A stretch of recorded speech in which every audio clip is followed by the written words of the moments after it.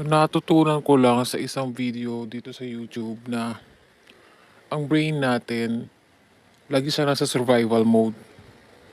Once na dun siya sa comfy side, magi-stay lang siya dun. Kasi doon yung safe eh. Doon yung alam niya okay ka.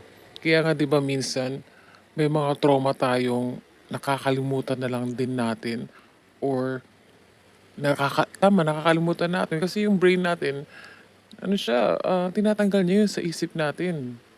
Kaya may mga ganong nangyayari sa utak natin. Kaya minsan, 'pag meron tayong gustong gawin, hindi natin magawa agad, tulad ng pagwo-workout.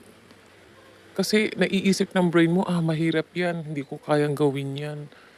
Samantalang 'pag nagdo-doom scroll ka o yata nakahiga ka lang, nakaupo ka lang na ano, comfy ka, safe ka dun, yun ang naiisip ng brain mo, you are safe with that. Tapos minsan naman 'pag nagpo-procrastinate ka, ang procrastination is more on emotion. So, hindi mo nagawa kasi iniisip mo, ano siya, mahirap siya. Well, ang kailangan mo lang naman gawin dun is manipulate your brain. Na kaya mong gawin yon and just do the task. Ganun lang. Minsan kasi may mga reward system din yung brain natin eh. Minsan may mga satisfaction din siyang nakukuha sa ganung klase. Kaya I think it's a good process din na kailangan may magawa tayo for us to make us feel good and also our brain. It's kind of amazing to think na gato yung ginawa ni God sa buhay natin.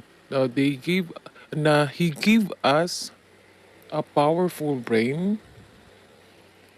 a good body,